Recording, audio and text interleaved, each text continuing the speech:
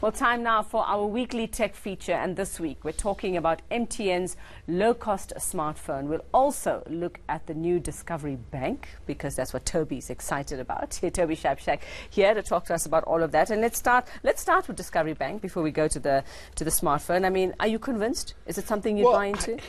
I mean, it's hard not to back a horse ridden by Adrian Gore, isn't it? I mean, he proved himself completely correct with this new business model, this vitality model for health insurance, whereas if you incentivize people to be healthier and you give them a free smoothie or a cappuccino, people will do it. It's amazing. And it's proved successful. Vitality has over 1 million subscribers in South Africa. Discovery is the biggest medical aid with something like 40% market share. They've got 300,000 people using their credit cards already, and they're looking at doing a similar kind of behavioral bank as they do a behavioral medical aid, and it's going to be very technology driven. The CEO is the highly respected Barry Hoare from the Receiver of Revenue. And they're going to use a mobile-led, technology-led bank where if you do the right things, like with Vitality, you will get a dynamic interest rate, you'll get financial benefits, you'll get stuff. It makes a lot of sense, doesn't it? Incentivizing, which is what we were just talking about. Exactly. We live in this age of behavioral economics as a fundamental understanding of how to get people to do things that are in their own best interests. You know, go to gym, don't eat chocolate, save money. Yeah, well, they've got it right. Indeed. You've got to give it to them. They've got it right. So that happens in March next year. Indeed, they've started testing it. Keep a close eye on that one. I mean, we looked at some of the stuff during the launch yesterday. Nice looking card, nice looking idea, really well thought out. You can see a lot of thought and a lot of planning has gone into it. So, you know, and it's a full-scale standard bank, they say. It's not the standard bank, but a proper bank that's going to use a bunch of the similar stuff that other banks do, but with this behavioral incentive to make people do better things. And of course, if that works, if that creates a saving culture in South Africa, it's going to be a very good thing.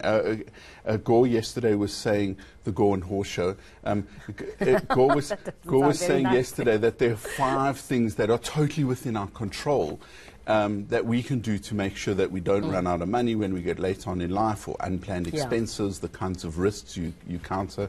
So I'm quite positive that from that quite big base that they've got, they'll be able to do something interesting. And of course, that's what you want to see. You want to see this kind of innovation at the services. Give us something back, because we're always suspicious of our banks, aren't we? Okay, well, we'll watch that one. Let's see what happens from March next year.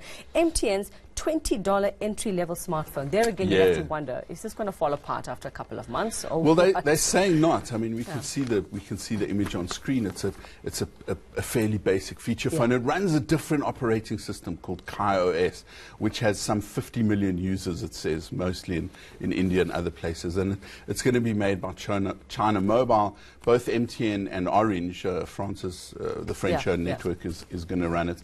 And it's the kind of initiative that we need to see, because the vast majority of people in Africa cannot afford a smartphone.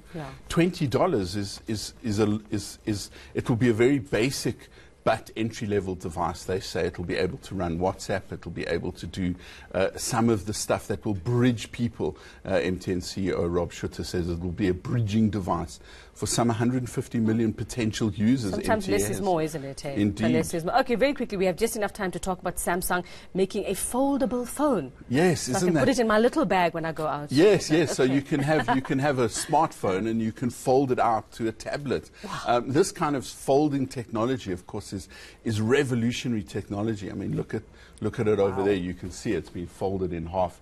And then, you know, and you can still use it the other way. Look at that. Yes, exactly. So so that's what's fascinating. I mean, we're reaching a point where, you know, cell phone technology doesn't get much better each year. It's incremental upgrades. You know, thinner bezel, smaller phone, bigger camera, more cameras. Now we've got, you know, 3 on the back with Huawei's new devices.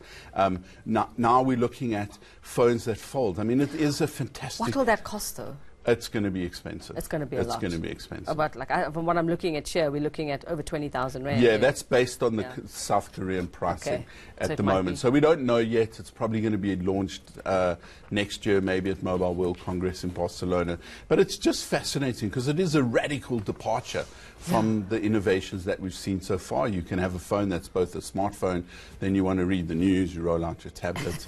I mean, you we know, have want to going watch back a to movie. MTN going back to basics, and then we have Samsung sort of taking this to the next level. What an Very interesting week. sophisticated. Okay, thanks very much, Toby Thank Shapshak, you. the man in the know. He is a tech expert and publisher of Stuff magazine, where you'll find all this stuff. Toby Shapshak, thanks very much.